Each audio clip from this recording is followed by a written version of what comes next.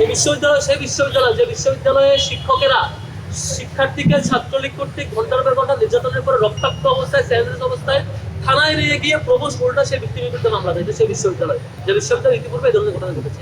আমরা ভয় পাই আবারও বর্তমান প্রবোস্টরা সেই দলগালা ভূমিকায় অবতীর্ণ হয়ে আবারও সেই ভূমিকায় যায় কিনা, যেখানে শিক্ষার্থীকে হল থেকে উঠায় নিয়ে গিয়ে থানায় গিয়ে জঙ্গি মামলা দিবে, উঠায় নিয়ে গিয়ে তাকে ওটা ব্যক্তি মামলা অস্ত্র মামলা দিবে বাজেট থেকে যেটা যাওয়ার কথা ছিল। এই সংক্রান্ত একটা প্রপোজ যে এই বাজেটটিকে বাদ দিয়েছে প্রোগ্রাম থেকে, স্বাভাবিক একটা সমালোচনা করে বলতে এই সামান্য সমালোচনা তিনি শিক্ষক তিনি নিতে পারেন নাই এবং তার বিপরীতে তাকে মানসিক টর্চার করেছে, যেটা হতে পারতো ধরলাম শিক্ষার্থী কোনো অপরাধ করেছে, আপনি তার বিরুদ্ধে একাডেমিক যে সিস্টেম পানিশমেন্ট সিস্টেম, কোনো শিক্ষার্থী শিক্ষকের সাথে কোনো অপরাধ সুযোগ আচরণ করলে শিক্ষকের দায়িত্ব হচ্ছে নিয়মতান্ত্রিক উপায়ে তার ব্যাপারে পানিশমেন্টে যাওয়া, অভিযোগে যাওয়া, তদন্তে যাওয়া, এটা হচ্ছে রেগুলার প্রসিডিওর। আপনি সেই প্রসিডিওর ভায়োলেট করে সেই শিক্ষার্থীকে আপনার প্রবোস্ট রুমে আটকে রেখে তাকে টর্চার করলেন, মানসিক টর্চার করলেন এবং সেই ঘটনা যখন তিনি সামনে নিয়ে আসলেন, সামনে নিয়ে আসার পর তাকে ম্যানেজ করার জন্য তাকে চাপে রাখার জন্য নানান আয়োজন করলেন, খুবই দুঃখজনক।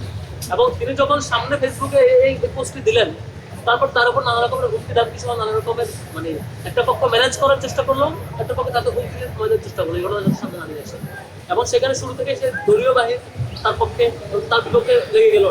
আপনারা দেখে থাকবেন এরপরেই সেই হল সংসদের নির্বাচিত প্রতিনিধি জিএস থেকে শুরু করে প্রত্যেকে তার পক্ষে যায় এবং এটি তাদের পক্ষ থেকে খুব সফট দাবি নিয়ে কোনো আন্দোলন ছড়ায় শুরুতে কর্পোরেশনের কাছে যায়, গিয়ে বলে স্যার আপনার ব্যাপারে এই কনসার্নটা আসছে, আমরা যথেষ্ট সত্য কিনা, তিনি বলছেন তার মিথ্যা, তাহলে ফুটেজ দেখেন, ফুটেজ দেখালেই তো হয়ে যায়। ফুটেজ দেখেন, আপনি যদি অভিযোগের ব্যাপারে মিথ্যা বলেন যে আপনার ব্যাপারে যে কথা বলা হচ্ছে সেটি মিথ্যা, তাহলে ইজিলি সলভ হয়ে যায়। একজন শিক্ষার্থী এত বড় রিস্ক নিয়ে আপনার বিরুদ্ধে যে অভিযোগ দিয়েছে যে অপরাধের ব্যাপারে, সেটি নিশ্চয়ই সে খুব শখের বসে দেয়, সেই রিস্ক নিয়ে দিয়েছে। আমরা ধরে নিচ্ছি যে তিনি মিথ্যা বলেছেন, ধরে নেই, তাহলে আপনি ফুটেজ দেখান। প্রাইমারিতে প্রায় ঘন্টা খানেক অপেক্ষা করা হলো, কিন্তু কোনো ফুটেজ তিনি দেখেন নাই, তিনি দেখাতে ইচ্ছুক না হতে।